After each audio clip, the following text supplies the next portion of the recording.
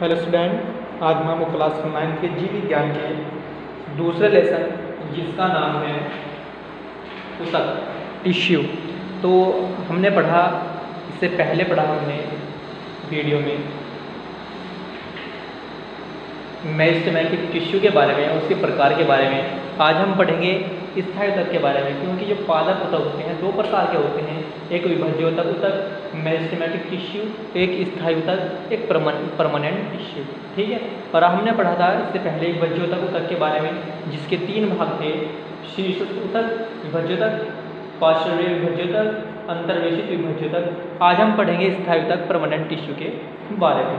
ठीक है। देखिए, जो परमानेंट टिश्यू होता है, स्थायी ऊतक होता है, क्या होता है? देखिए, विभाज्य ऊतक से बनी कुछ कोशिकाएं, यानी कि जो मेरिस्टेमेटिक टिश्यू से बनी कुछ कोशिकाएं अपनी विभाजन अक्षमता खो देती हैं। यानी कि क्या होती है, जो कोशिकाएं होती हैं अपनी विभाजन अक्षमता, यानी कि जो उनकी सेल डिवीज़न करने की जो कैपेसिटी होती है वह खो देती है, तथा किसी विशेष कार्य को करने के लिए विशिष्टीकृत हो जाती है। यानी किसी विशेष कार्य को करने के लिए क्या हो जाती है भाई, स्पेशलाइज्ड हो जाती है। यानी कि वे कोशिकाएं किसी विशिष्ट कार्य को ही करेंगी, और कोशिकाओं के इस विशिष्टीकरण से ही स्थायी ऊतक परमानेंट टिश्यू निर्मित होता है। ठीक है। अब देखते हैं दूसरे शब्दों में,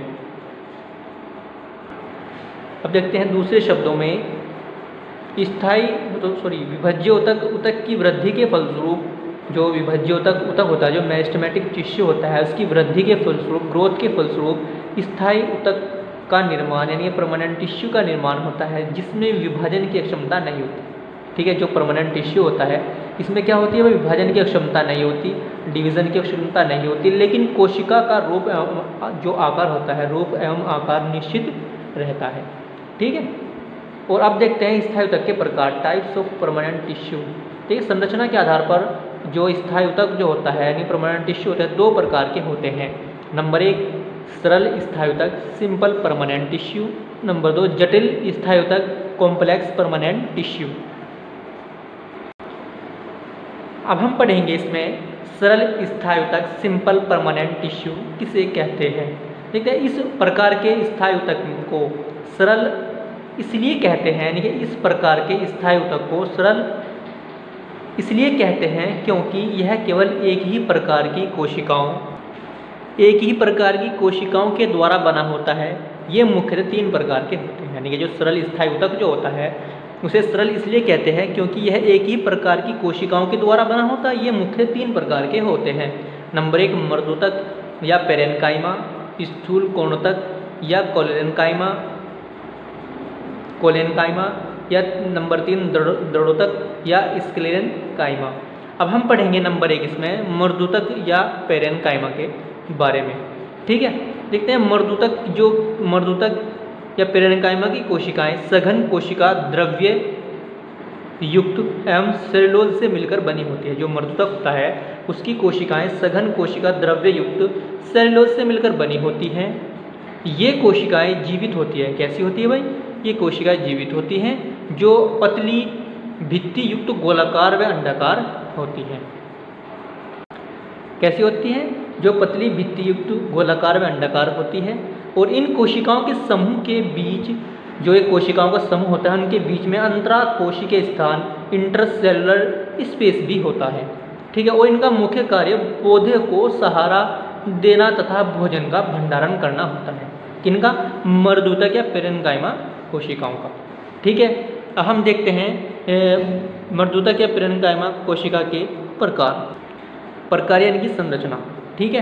तो देखते हैं स्टूडेंट, जो मर्दूतक या पेरेन्काइमा कोशिकाएं होती हैं इनके विभिन्न आकार हैं। ये गोल होती हैं, अंडाकार होती हैं, और कैसी होती हैं? भित्ति युक्त होती हैं और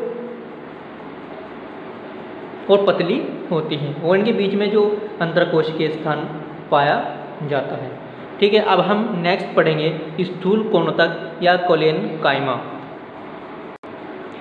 नंबर 2 स्थूल कोणोतक या कोलेनकाइमा कोशिकाएं पेरेन्काइमा से कुछ लंबी होती हैं। जो कोलेनकाइमा होती हैं कोशिकाएं, ये पेरेन्काइमा से कुछ लंबी होती हैं तथा जीवित होती है। यानी पेरेन्काइमा से कुछ लंबी होती है तथा जीवित होती हैं। इनके मध्यांतर कोशिकीय स्थान नहीं होता अनुप्रस्थ काट में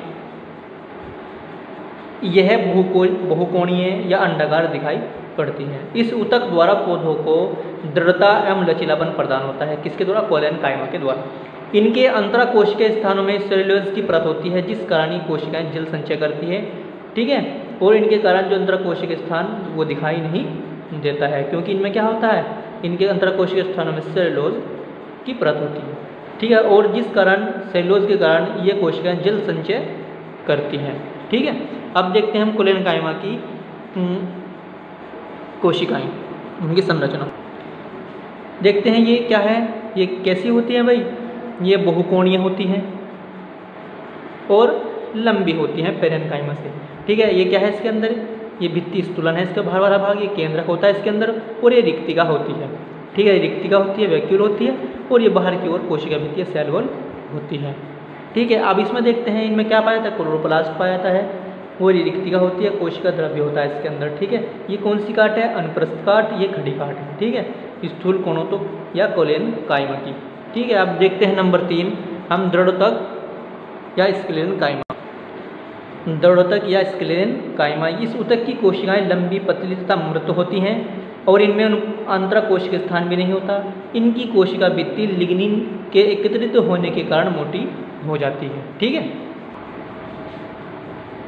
और कोशिकाओं को दृढ़ बनाने के लिए लिग्निन सीमेंट की भांति कार्य करता है, एक रासायनिक पदार्थ है करने वाला। ठीक है ना, जो कोशिकाओं को दृढ़ बनाने के लिए लिग्निन सीमेंट की भांति कार्य करने वाला एक क्या है? रासायनिक पदार्थ है। और यह ऊतक तने में संवहन बंडल के पास पत्तियों की शिराओं में तथा बीजों एवं फलों के कठोर छिलकों में अवस्थित रहता है। ठीक है, कौन सा? कोलेन कायमा, सॉरी स्क्लेरन कायमा। ठीक है, और नारियल के रेशे युक्त जो छिलके होते हैं दृढ़ोतक या स्क्लेरन कायमा के द्वारा बने होते हैं। अब इसके कार्य देखते हैं हम। पहले देखेंगे इनकी संरचना। ये स्टूडेंट क्या है? दृढ़ोतक या स्क्लेरन कायमा की अनुप्रस्थ काट है नंबर ए, और बी होती है दृढ़ोतक की अनुदैर्ध्य काट या खड़ी काट। ठीक है, इनमें क्या होता है? जो लिग्निन पदार्थ सीमेंट की भांति कार्य करता है।